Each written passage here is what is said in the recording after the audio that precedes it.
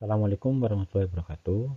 Pada kesempatan ini, saya akan menjelaskan bagaimana kehidupan masyarakat Indonesia pada masa pra-aksara. Pada pertemuan ketiga ini, kita akan membahas tentang corak kehidupan pada masa pra-aksara. Masa pra-aksara dapat dibagi menjadi beberapa periode, yaitu zaman batu tua atau Paleolitikum, zaman batu menengah atau Mesolitikum, zaman batu muda atau Neolitikum, zaman batu besar atau Megalitikum, dan zaman logam.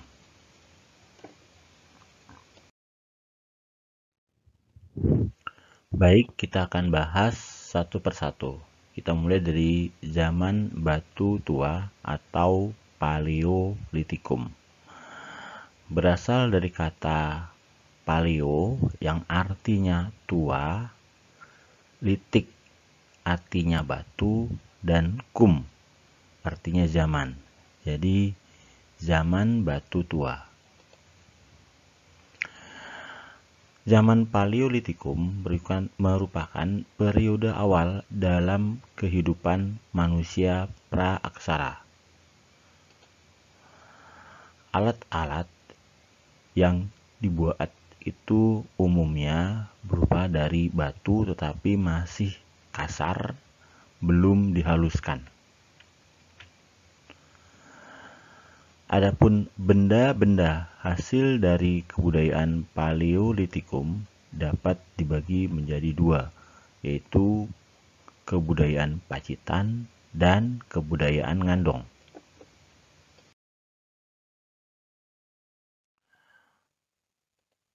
Berikutnya kita akan membahas tentang kebudayaan Pacitan. Budaya ini berkembang di daerah Pacitan, Jawa Timur. Seperti yang kalian lihat, dia dalam peta, dia berada di daerah Jawa Timur di titik yang berwarna merah.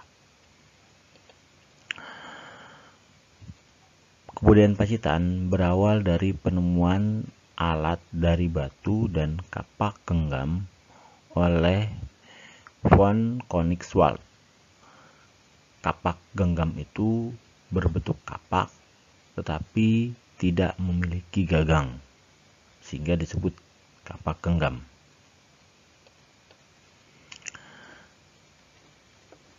Ini adalah gambar bagaimana peneliti von Koenigswald. Berikutnya kita akan bahas tentang bagaimana peralatan-peralatan dari kebudayaan Pacitan. Peralatan dari kebudayaan Pacitan biasanya berupa kapak perimbas atau chopper, kapak penetak, pahat genggam, dan alat serpih atau flex. Adapun manusia pendukung dari kebudayaan Pacitan adalah Pithecanthropus erectus.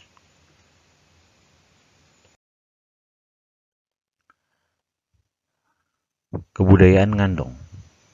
Kebudayaan Ngandong itu berasal dari daerah di sekitar Kabupaten Blora. Seperti yang kalian lihat, Kabupaten Blora dapat ditandai oleh titik yang berwarna merah. Ciri-ciri yang paling mudah dari kebudayaan Ngandong adalah alat-alatnya banyak terbuat dari tulang binatang yang berukuran sedang hingga besar, seperti yang kalian lihat pada gambar di atas.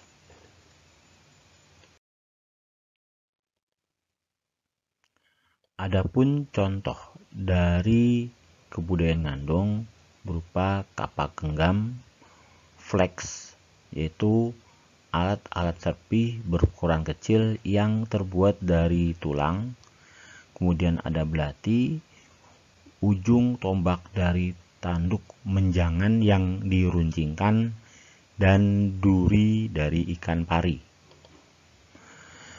Dari penemuan alat-alat yang digunakan, dapat diperkirakan kehidupan masyarakat Kebunan Gandong adalah berburu dan mengumpulkan makanan. Adapun manusia purba pendukung dari kebudayaan Gandong adalah Homo wajakensis dan Homo soloensis. Berikutnya kita akan membahas dari zaman batu menengah atau Mesolitikum. Berasal dari kata meso yang artinya tengah, litik yang artinya batu, dan kum yang artinya zaman.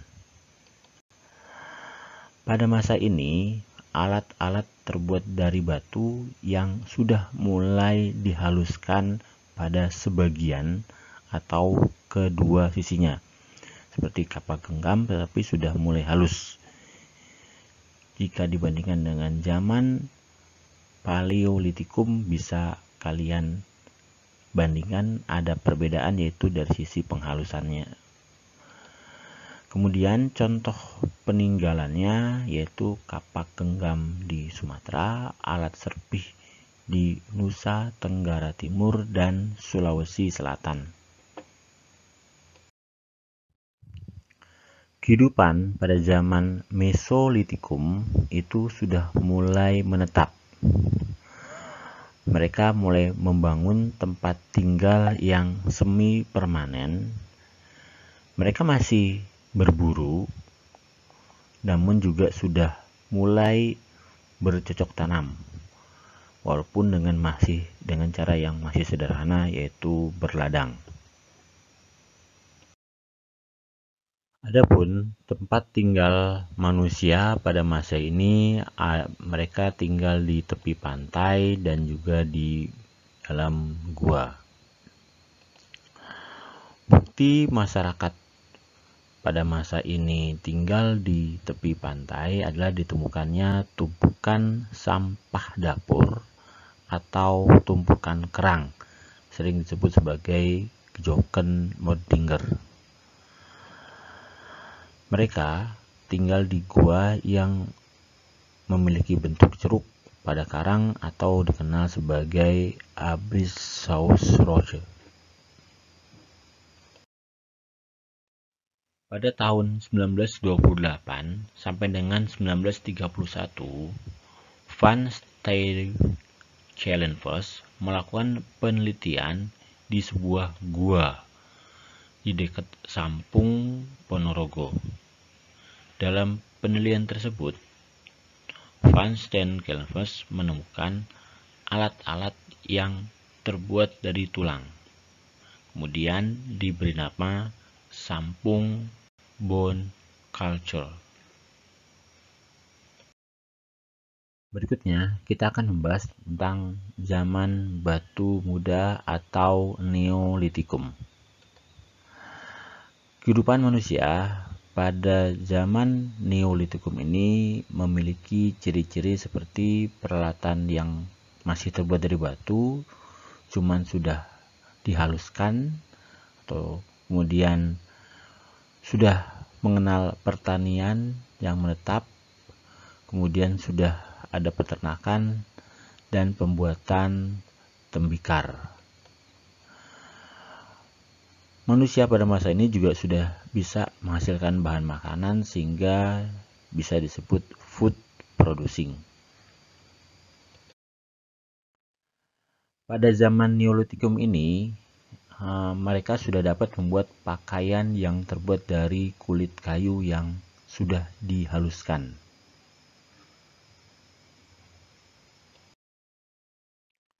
Pada zaman ini, manusia juga sudah mengenal perhiasan yang terbuat dari berbagai macam batu-batu yang indah seperti batu akik. Hasil kebudayaan dari zaman Neolitikum ini dapat berupa kapak lonjong yang ditemukan di daerah Sumatera, Jawa, Kalimantan, dan Bali. Pada zaman ini juga peninggalan-peninggalannya sudah banyak berbentuk dalam batu yang berukuran besar sehingga dikenal sebagai megalitikum. Berikutnya kita akan bahas mengenai zaman batu besar atau megalitikum. Kehidupan manusia praaksara semakin kompleks. Mereka mulai mengetahui banyak unsur-unsur yang dapat mempengaruhi kehidupan mereka, sehingga mereka mulai memiliki kepercayaan, sehingga berkembanglah kepercayaan animisme dan dinamisme.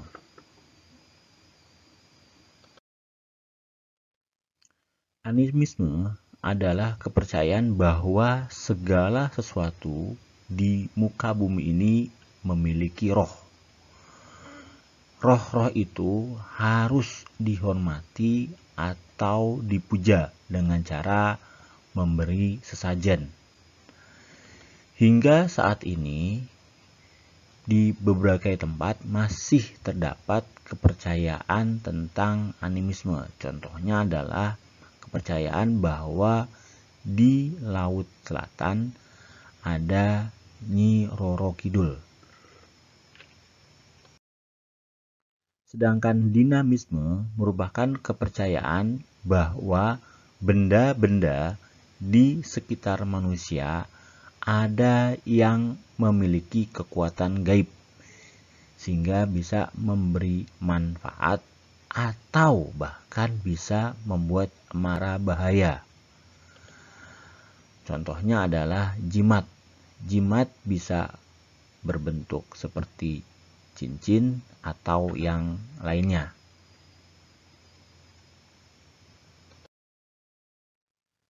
Sebagai sarana untuk melaksanakan ritual kepercayaan mereka, manusia praaksara mulai membuat benda-benda yang berukuran besar sehingga dikenal sebagai kebudayaan megalitikum. Adapun contoh dari benda-benda megalitikum seperti dolmen, yaitu meja batu tempat meletakkan sesaji yang dipersembahkan kepada roh nenek moyang. Kemudian ada menhir, yaitu batu tunggal yang berukuran besar berbentuk tugu untuk pemujaan. Biasanya diletakkan dalam bentuk tegak atau berdiri di atas tanah. Kemudian contoh lain yaitu punden berundak, yaitu berupa titian tangga yang mencapai puncak untuk tempat sesajen. Berikutnya ada sarkofagus, yaitu tempat untuk menyimpan jenazah. Sarkofagus umumnya dibuat dari batu. Contoh lainnya adalah waruga. Waruga adalah kubur batu cuman berasal dari daerah Minahasa atau Sulawesi. Berikutnya kita akan membahas mengenai zaman logam. Pada zaman ini manusia sudah mampu membuat benda-benda yang terbuat dari logam. Kebudayaan logam dipengaruhi oleh kebudayaan Dongson di daerah Vietnam. Adapun contoh peninggalan kebudayaan zaman logam adalah Candrasa, Nekara, Moko, Bejana Perunggu, Mata Panah, dan Tombak. Untuk dapat membuat benda-benda dari logam, manusia praksara mengenal dua teknik, yaitu teknik bivalve dan teknik Ecire-Perdue. Yang pertama yaitu teknik bivalve atau dua setungkup. Pada teknik ini menggunakan dua buah cetakan seperti yang kalian lihat pada gambar. Cetakan diberi lubang pada bagian atasnya untuk menuangkan cairan logam. Jika perunggu sudah dingin, cetakan bagian atasnya dibuka. Penggunaan teknik bivalve dapat digunakan berkali-kali. Berikutnya adalah teknik Ecire-Perdue atau cetak tuang. Caranya, yang pertama, manusia pada waktu membuat model dari lilin, kemudian dilapisi oleh tanah liat. Bagian atas dan bagian bawah dari model diberi lubang. Tanah liat tersebut kemudian dibakar dengan api, sehingga lilin kemudian mencair dari bagian bawah lubang. Setelah tanah liat tersebut keras, dari bagian atas dituangkan cairan perunggu. Nah, kemudian jika perunggu tersebut sudah dingin, cetakan tanah liat tersebut dipecah untuk mengambil benda yang sudah jadi. Teknik Ecire-Perdue ini hanya bisa digunakan satu kali. Pada kesempatan ini, saya akan menjelaskan bagaimana asal-usul nenek moyang bangsa Indonesia. Pernahkah kalian bertanya, dulu nenek moyang kita berasal dari mana sih? Ada banyak sekali teori yang menyatakan tentang asal-usul nenek moyang. Namun demikian, hingga saat ini kita masih belum bisa memastikan mana teori yang paling benar tentang asal-usul nenek moyang bangsa kita. Di slide berikutnya kita akan bahas teori-teori tentang asal-usul nenek moyang bangsa Indonesia.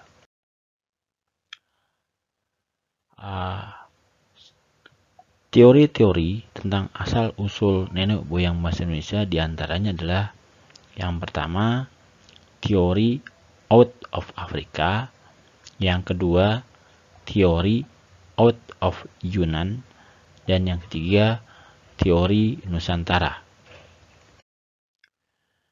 Baik, kita akan bahas yang pertama, yaitu teori out of Africa. Menurut teori ini, manusia berevolusi di suatu tempat di wilayah Afrika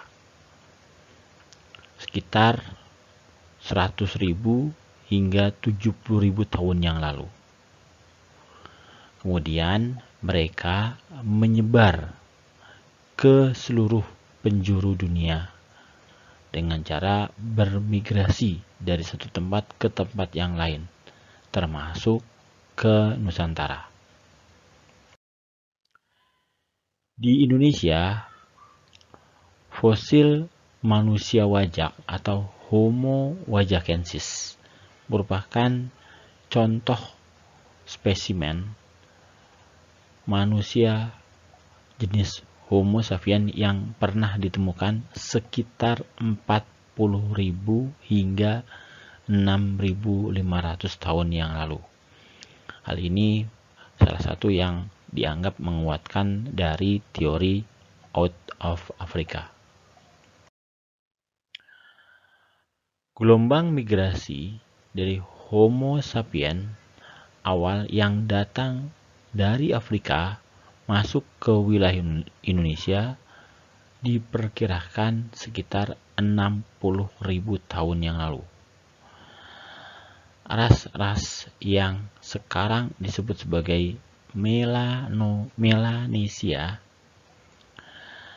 menjadi nenek moyang dari sebagian masyarakat Indonesia, khususnya di Indonesia bagian timur. Yang kedua, kita akan membahas tentang teori Yunan. Yunan merupakan salah satu provinsi dari negara Tiongkok. Ada beberapa tokoh yang meyakini bahwa nenek moyang bangsa Indonesia berasal dari Yunan. Di antaranya adalah N.J. Krom, Muhammad Ali, R.H. Gelden, J. Hezekiel, dan Slamet Muljana. Mereka meyakini bahwa nenek moyang bangsa Indonesia berasal dari Tiongkok. Manusia dari Yunan diyakini mereka bermigrasi menyusuri Sungai Mekong. Kalian bisa lihat di dalam peta, itu ada garis yang berwarna biru. Itu merupakan Sungai Mekong. Nah, diyakini manusia dari Yunan bermigrasi dengan menggunakan perahu menyusuri sungai dan kemudian menyebar hingga ke Nusantara. Ada 3 gelombang migrasi manusia dari Yunan ke Indonesia. Yang pertama adalah bangsa Negrito, yang kedua bangsa Proto-Melayu, dan yang ketiga bangsa Deutero-Melayu. Bangsa Negrito diyakini sebagai keturunan Proto-Australoid. Mereka berpindah dari Laut Tengah dan kemudian mereka sempat tinggal di India dan kemudian terus bergerak ke arah timur Tiongkok dan kemudian menyebar ke berbagai daerah, salah satunya ke Nusantara. Kalian bisa lihat dalam peta ada garis yang berwarna merah. Itu diperkirakan bagaimana alur kedatangan bangsa Negrito ke Nusantara. Berikutnya adalah kedatangan bangsa Proto-Melayu. Bangsa Proto-Melayu diperkirakan tiba di Indonesia sekitar 1500 sebelum Masehi. Mereka membawa kebudayaan baru yang sudah mengenal bercocok tanam dan keterampilan dalam membuat alat-alat dari batu yang sudah lebih halus. Bangsa Proto-Melayu datang ke Indonesia melalui 2 jalan. Yang pertama melalui jalur barat dan yang kedua melalui jalur timur. Silahkan kalian perhatikan pada peta ada garis yang berwarna merah. Itu merupakan garis kedatangan bangsa Proto-Melayu. Garis yang pertama itu dari sebelah barat menyusuri Semenanjung Melayu, kemudian ke Sumatera, terus ke Jawa, Kalimantan, dan seterusnya. Manusia dari bangsa Proto-Melayu yang berasal melalui jalur barat ini, mereka membawa kebudayaan kapak persegi. Sedangkan bangsa Proto-Melayu yang melalui jalur timur, yaitu melalui dari mulai Formosa, kemudian atau Taiwan, kemudian Filipina, kemudian ke Sulawesi, dan menyebar ke seluruh Nusantara, itu membawa kebudayaan kapak lonjong. Berikutnya adalah bangsa Deutero-Melayu. Mereka diyakini berasal dari daerah Dong Song di Vietnam. Mereka dikenal sebagai para pelaut-pelaut yang handal dan datang ke Nusantara dengan membawa keahlian membuat barang-barang dari perunggu. Akibatnya, di Nusantara mulai masuk ke zaman perunggu atau kemudian dikenal sebagai masa perundagian. Adapun kedatangan bangsa Deutero Melayu diperkirakan sekitar 300 sebelum Masehi. Mereka menyusuri melalui jalur yang berwarna hijau melalui semenanjung Melayu, kemudian ke Sumatera, Jawa, dan seterusnya, menyebar ke seluruh Nusantara. Teori yang ketiga adalah teori Nusantara. Teori ini dikemukakan oleh Muhammad Yamin. Menurut beliau, bangsa Indonesia berasal dari wilayah sendiri, bukan dari daerah yang lain. Adapun alasan mengapa Muhammad Yamin menyatakan demikian karena penemuan fosil dan artefak lebih banyak dan lebih lengkap di Indonesia dibandingkan di daerah-daerah lainnya di Asia. Berikutnya kita akan bahas tentang persebaran nenek moyang bangsa Indonesia. Persebaran nenek moyang bangsa Indonesia dimulai pada zaman Pleistosen atau dikenal dengan zaman es yang mengakibatkan kepulauan Indonesia bersatu dengan daratan Asia. Kalau kalian bisa lihat, itu di belakang ada peta dari Indonesia yang menyatu dengan daratan Asia. Nah, diyakini nenek moyang bangsa Indonesia bisa menyusuri melalui jalur darat, ya, karena wilayah lautannya tertutup dengan es. Tahapan-tahapan kedatangannya ada Proto Melayu, Deutero Melayu, Wedowit, dan Papua Melanozoid. Proto Melayu. Seperti yang sudah kita bahas, mereka datang melalui dua jalur, yaitu jalur barat dan jalur timur. Dari jalur barat, seperti yang kalian lihat, mereka menyusuri semenanjung Melayu, kemudian Sumatera, Jawa, dan seterusnya. Sedang mereka yang datang dari jalur barat ini membawa kebudayaan kapak persegi.